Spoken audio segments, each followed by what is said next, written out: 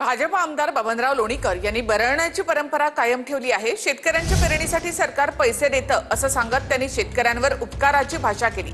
लोणीकरांच्या वक्तव्यावर विरोधकांसह मुख्यमंत्री फडणवीसांनी देखील नाराजी व्यक्त केली आहे। त्यावर मला ट्रोल करणाऱ्या 4 ते 5 जणांच्या विरोधातच आपण ते वक्तव्य केल्याचं स्पष्टीकरण लोणीकर यांनी दिलंय। भाजप आमदार बबनराव लोणीकरांनी आपली बरळण्याची परंपरा कायम ठेवली आहे। कट्ट्यावर बसणाऱ्या गावातील मुलांबद्दल आणि त्यांच्या कुटुंबाबद्दल लोणीकरांनी वादग्रस्त वक्तव्य केलंय।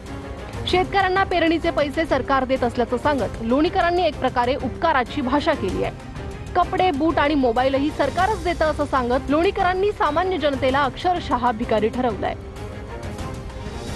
लोणीकरांचं वादग्रस्त वक्तव्य ऐका। कट्ट्यावर बसणाऱ्या तरुणांच्या आईचा पगार त्यांनी दिलाय। तरुणांच्या वडिलांना पेन्शनही त्यांनीच दिली आहे। तरुणांच्या वडिलांना पेरणीसाठी 6000 रुपये पंतप्रधान मोदींनी दिले।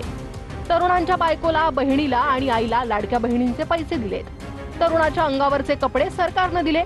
तरुणाच्या पायातली चप्पल आणि बूटही सरकारमुळे आहे। तरुणांच्या हातातला मोबाईलही सरकारमुळे आहे। अरे ते कुठच्या वाट्यावर असलेले ते 5-6 काटे 10 काटे असतात, त्याच्या माईचा पगार बबनराव लोणीकरनं केला, त्याच्या बापाचं पेन्शन बबनराव लोणीकरनं केलं। नरेंद्र मोदीजींनी 6000 रुपये तुझ्या बापाला पेरणीला दिले। तुझ्या माईच्या, तुझ्या बहिणीच्या, तुझ्या बायकोच्या नावावर लाडक्या बहिणीचे पैसे आले। तुझ्या अंगावरचे कपडे आमच्या सरकारचे, तुझ्या पायातलं बूट चप्पल आमच्यामुळं आहे, तुझ्या हातातलं ते डबडं मोबाईलचं आमच्यामुळं आहे। अरे आमचंच घेतो ना, आमच्याच पॅन्डावर करतो, आम्हालाच बोलतो, चुकीचं लिहितो। बबनराव लोणीकरांच्या या वक्तव्यावर विरोधकांनी जोरदार पलटवार केलाय। हे महाशय कधी काळी काँग्रेस पक्षात सुद्धा होते। नशीब ते आता एवढंच सांगायचं बाकी आहेत महाराष्ट्रातल्या जनतेला, या महाराष्ट्राचा जन्म सुद्धा नरेंद्र मोदीमुळेच झाला। 11 कोटी लोकांचा जन्म मराठी हा मोदीमुळेच झाला। एकंदरीतच लोकांनी निवडून दिलेल्या सरकारचा आणि महाराष्ट्राच्या अस्मितेचा सुद्धा हा अपमान आहे। बबनराव लोणीकर एवढा माज बरा नव्हे, आणि हिशेब काढायचा असेल तर तुमच्या गावात मी येतो का, पाराखाली घोंगडे टाकून हिशेबाला बसूया। मोदींनी काय काय दिलंय तेही काढतो। तुमच्या मोदीनं अजून काय काय आमचं काढून घेतलं याचा आमच्याकडे सुद्धा हिशेब आहे, तो सगळा सांगावा लागेल। बबनराव लोणीकरांच्या वक्तव्यावर मुख्यमंत्री फडणवीसांनीही नाराजी व्यक्त केली आहे। लोणीकरांचं वक्तव्य पूर्णपणे चुकीचं आहे असं फडणवीस म्हणाले। लोणीकरांना समज देण्यात येणार असल्याचंही फडणवीसांनी सांगितलंय। बबनराव लोणीकरांचं विधान हे पूर्णपणे चुकीचं आहे।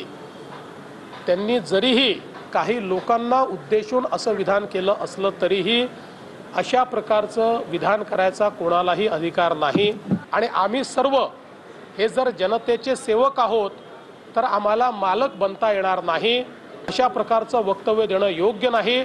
तशी समज ही बबनरावांना देण्यात येईल। त्या टोळक्यातले लोक 9-10 लोक केंद्र सरकारला टार्गेट करतात, माननीय मुख्यमंत्री आणि राज्य सरकारला टार्गेट करतात, मला टार्गेट करतात।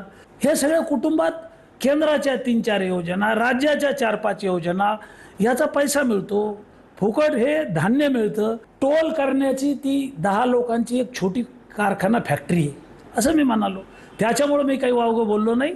आणि मी जे बोललो आहे ते राजकीय पक्षाच्या त्या 10-12 लोकांच्या टोळक्याला